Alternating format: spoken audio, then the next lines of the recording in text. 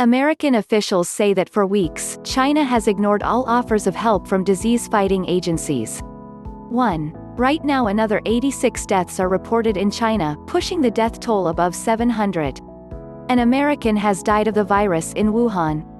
A United States citizen has died from the new coronavirus in Wuhan, China, in what appeared to be the first death of an American from the outbreak. Few details about the American, who died on Thursday, were immediately available. The person was around 60 years old, according to the United States Embassy in Beijing.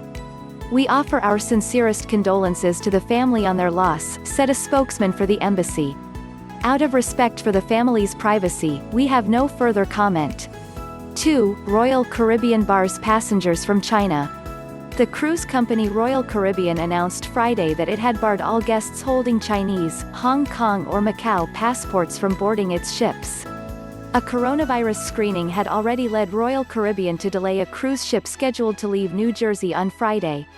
In its statement announcing the passport rule, the company said it was taking a number of steps to keep passengers safe, including thoroughly sanitizing the cruise ship terminal before and after every sailing, and adding medical staff. "We take this very seriously and have a responsibility to maintain a safe and healthy environment on board our ships," the statement said. The vast majority of affected passengers would be on ships leaving China, which accounts for only 6% of the company's business, according to Rob Zeiger, a spokesman for Royal Caribbean. Since the outbreak of the coronavirus in January, thousands of passengers on cruise ships have been placed under quarantine. On Monday, the Japanese government quarantined a ship in Yokohama, the Diamond Princess, with more than 3,700 crew and passengers aboard, after learning that a man who had disembarked in Hong Kong on January 25 had tested positive for the virus.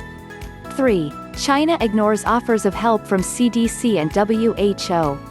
The Centers for Disease Control and Prevention has offered for more than a month to send a team of experts to China to observe its coronavirus epidemic and help if it can. But no invitation from China has come, and no one can publicly explain why. The World Health Organization, which made a similar offer about 2 weeks ago, appears to be facing the same cold shoulder, though a spokeswoman said it is just sorting out arrangements. A possible reason, experts noted, is that outsiders could discover aspects of the outbreak that are embarrassing to China.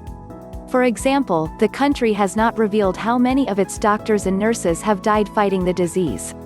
In private phone calls and texts, some Chinese medical professionals have said they are overwhelmed and would welcome not just extra hands, but specialized expertise. On Friday, Alex M. Azar II, Secretary of Health and Human Services, said at a news briefing that he had recently reiterated the offer of a team to his Chinese counterpart, Dr. Ma Xiaowei. Asked what the holdup was, Mr. Azar answered, "It's up to the Chinese. We continue to expect fully that President Xi will accept our offer.